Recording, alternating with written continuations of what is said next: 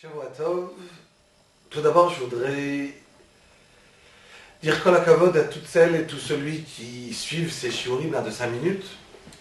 Je le remarque aussi tout simplement par les quelques questions que j'ai eues sur ces shiurim. Et de même, donc, je voudrais encourager chacune qui a une question sur le shiur, ou qui, tout simplement, il a son rave, qui voudrait faire un petit show comme ça de 5 minutes pour essayer de diversifier. Donc chacun qui est intéressé, Bessimcha Rabba, allez-y, envoyez-moi des petits shiurim de 5 minutes, ils passeront sur le site. On dit dans la paracha, on parle de Moshe Rabbeinu.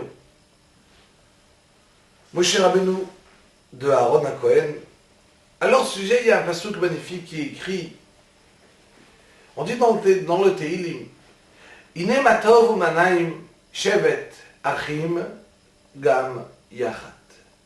כששמן הטוב על הראש, יורד על הזקן, זקן הארון, שיורד על פי מידותיו. Je traduis.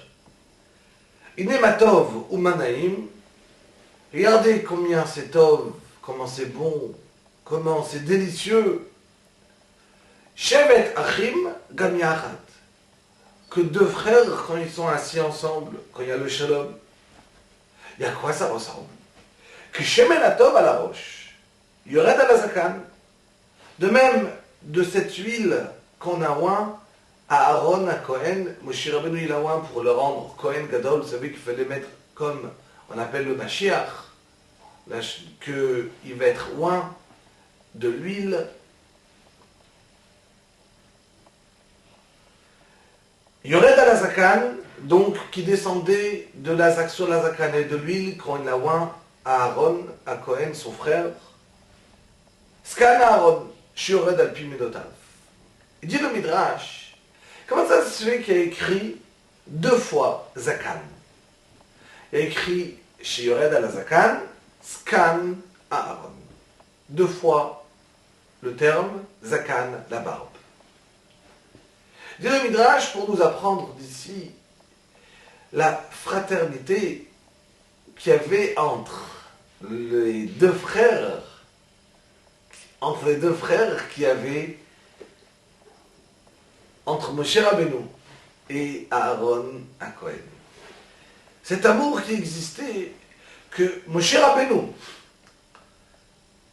bien que au début c'était lui qui devait être Cohen Gadol.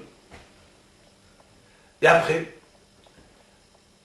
pour X raison, il a perdu la Keuna, et c'est son frère qui est devenu le Cohen Gadol, et lui il est resté Lévi.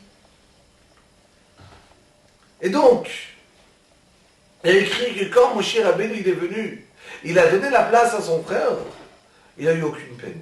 Il a vu que son frère était devenu le grand Cohen Gadol. Alors il a eu cette même simcha, cette même joie, comme si ça tombait sur sa propre zakan,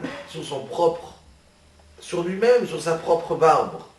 Qui veut dire qu'en vérité, Moshe Rabbeinu réussissait à avoir la simcha, la joie de l'autre. Et si on le remarque, même dans le sens inverse, Aaron à Cohen avait exactement la même mida, le même comportement.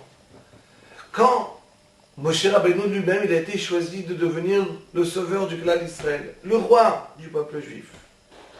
Alors, Moshe Rabbeinu, il avait de la peine. Il se disait, mais comment c'est possible? Que moi je vais partir sauver le peuple juif? Mon grand frère Aaron, il va voir qu'il a perdu la place. Et peut-être c'est lui qui la mérite. Hachem ne lui dit pas du tout. Veracha vesamach belibo. Quand il va te voir, alors il va se réjouir dans son cœur. Ça veut dire qu'il va se réjouir de ta hatzlacha, de ta réussite à toi. Il va se réjouir.